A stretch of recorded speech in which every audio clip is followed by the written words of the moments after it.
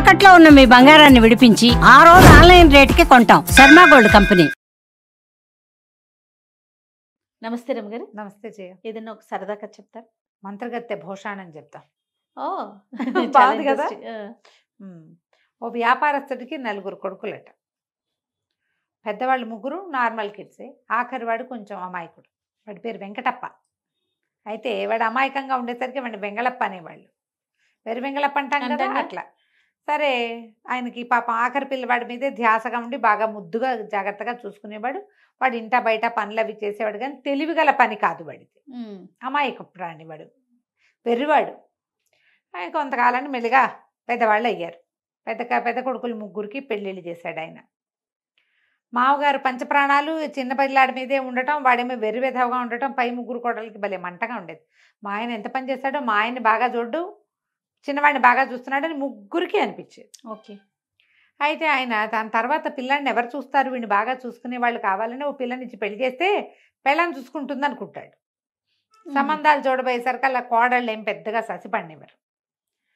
వాళ్ళకి మంటగా కూడా ఉంది. సరే, కొన్నాళ్ళకి మామగారు కాస్త మరణించాడు. ముసలాయన మరణించేసరికి వీళ్ళకి ఆస్తి స్వాస్తి ఉన్నాయి. అన్నయ్యలు 3 వ్యాపారాలు, అవి వ్యాపారము, వాళ్ళ వ్యవసాయము అన్నీ వాళ్ళు చూసుకునేవాళ్ళు. వీడు ఇంట్లో ఉండి ఇంట్లో పనులు చేసి పెట్టేవాడు. క్రమంగా ఈ వదినలకి వీడి పీడ విరగడి చేసుకోవాలి, అన్నయ్యలు కూడా వీడి పెళ్లి చేద్దామంటుండేవాళ్ళు. వీడ వెరితో పాటు వీడికి వచ్చే పెళ్ళాన్ని కూడా ఎవడు చూస్తాడు?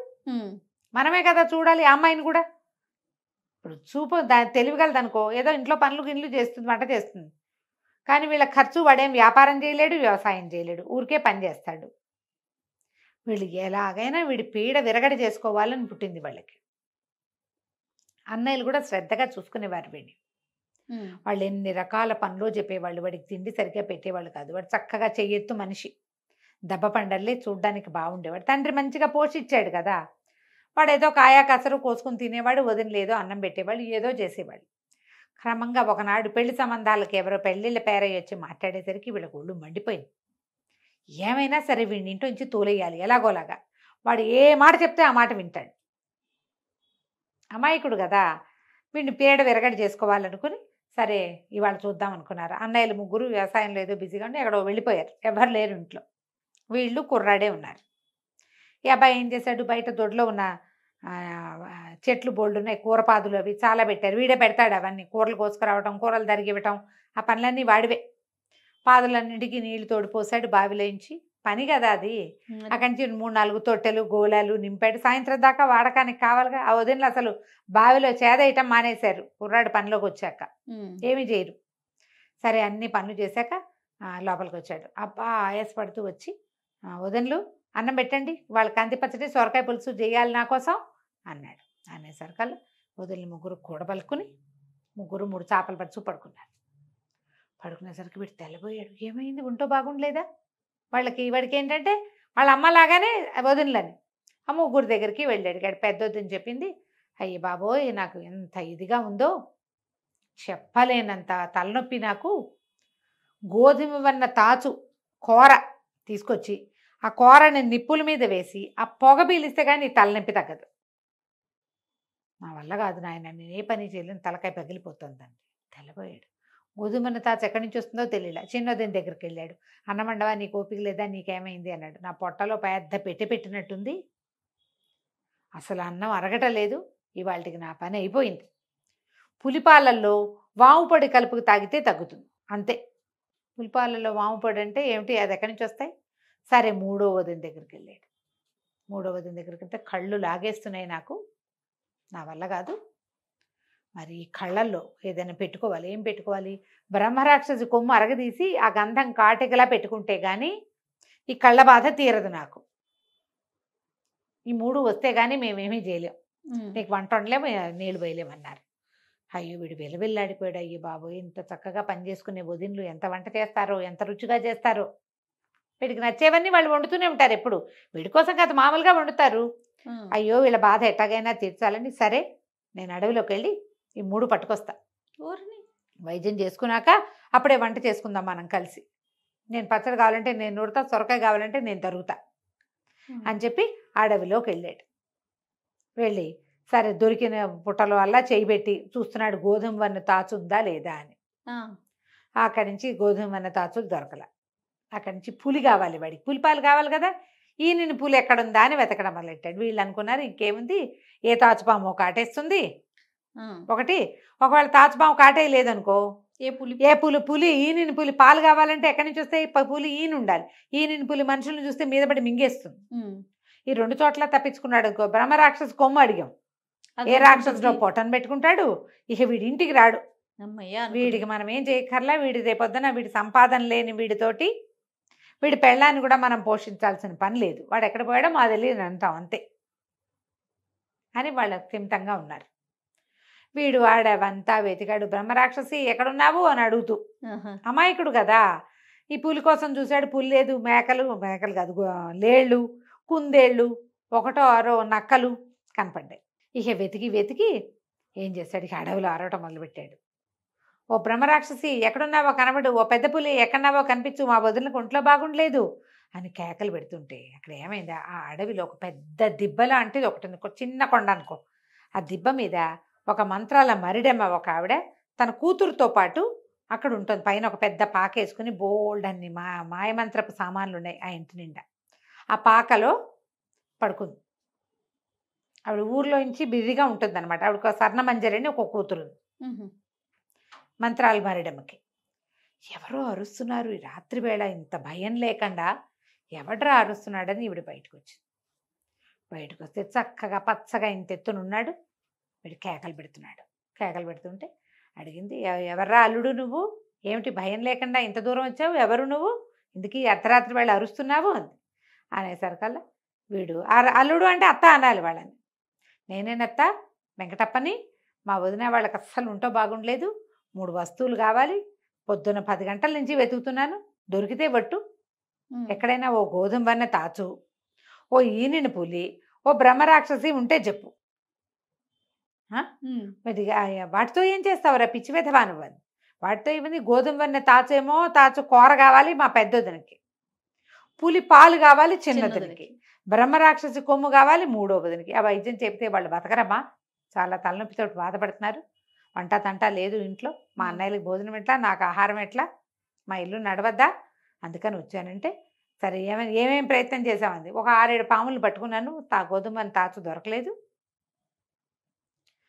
వాటిని వదిలేసా, వాటి కోసం వెతుకుతున్నానంటే ఈ మరిడమ్మంది ఊరిని అనేసి, అమ్మో నువ్వు ఎంత గట్టివాడివిరా, భయం లేదు, తెంపరి అంతే కదా, పుట్టు తెంపరి వాడికి భయం లేకపోవటమే తెంపరితనానికి ఇదేమిటి, భయం లేకపోవటం, భయం తెలియదు వాడికి.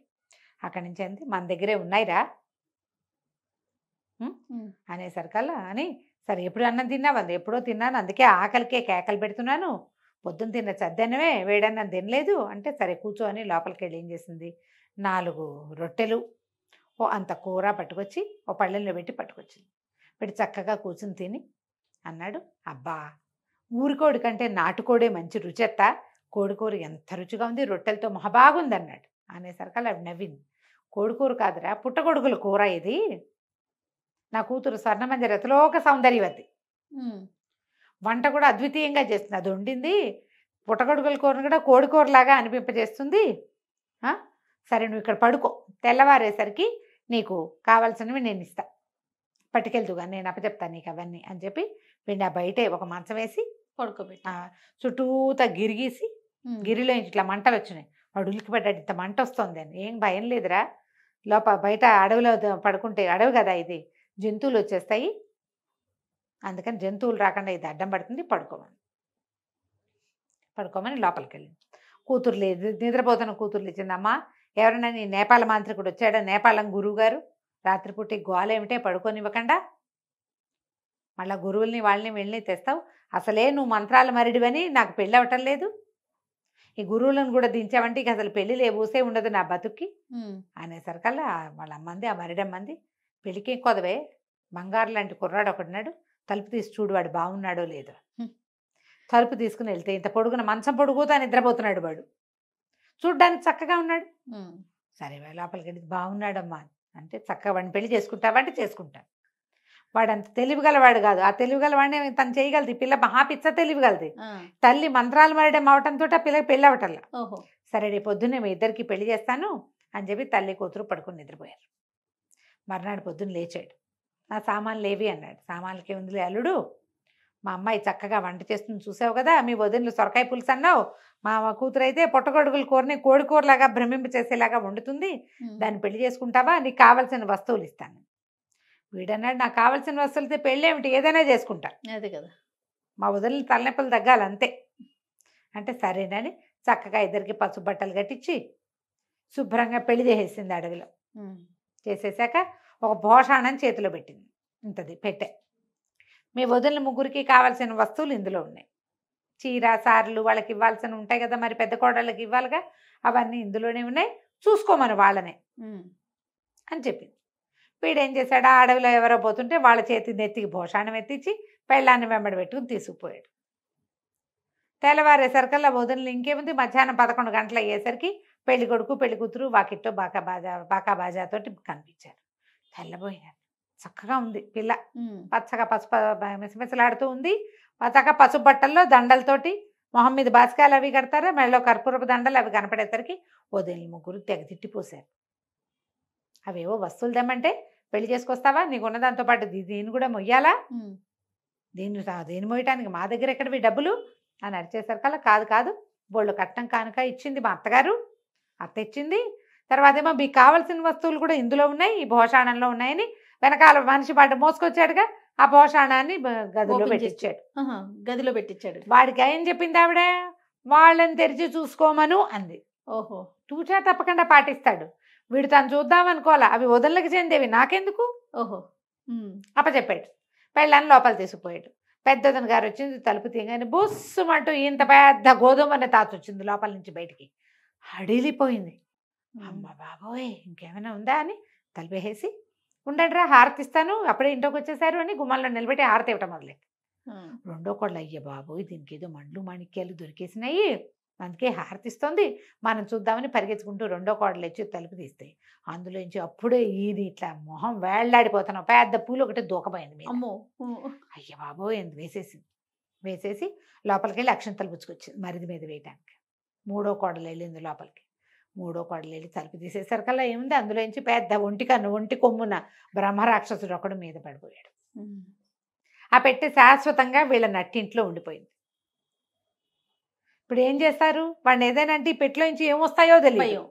నిశ్శబ్దంగా ఊరుకుని దిగదుడిచిపోసి హారతులు ఇచ్చి అక్షింతలేసి కొత్త పెళ్లి కూతురికి ఇంకో గది ఏర్పాటు చేసి లక్షణంగా లోపల తీసుకుపోయారు. ఇక అప్పటి నుంచి వెంగళప్పని వాళ్ళ ఆవిడ హ్యాండిల్ చేసుకుంది. చక్కగా ఇంట్లో వంట తంటా చేసేది. ఆ పిల్లకి అన్ని తెలివితేటలు ఉన్నాయి కాబట్టి వారిని వీరిని పిలిచి మా వాటా మాకు ఇస్తే మేము మా వ్యవసాయం మేము చేసుకుంటాము ఓహో అని చెప్పి వాటా కూడా పుచ్చుకుంది. వాడు అందంగా ఉన్నాడు. దానికి పెళ్ళే కాని పరిస్థితి దాంది. వాళ్ళ అమ్మ మంత్రాలు మరిడి అవుతుంది. వీడికి మరిడికి మామూలు వాళ్ళకి తేడా తెలియదు. అది వాళ్ళ ఇంటి పుట్టింటికి వెళ్ళే ప్రసక్తి లేదు. ఎప్పుడైనా వాళ్ళ అమ్మాయి వస్తుంది. హాయిగా ఉన్నాడు. అంటే మనుషులు చెయ్యొదిలేసిన అమాయక పిల్లలకి భగవంతుడు ఎక్కడో చోట చెయ్యి ఏర్పాటు చేస్తాడు. ఎక్కడో చోట అంతే. వాడి తాలూకు మంచితనమే వాడి శ్రీరామ రక్ష. అంతే. కంచికి మనం ఇంటికి. నమస్తే. నమస్తే.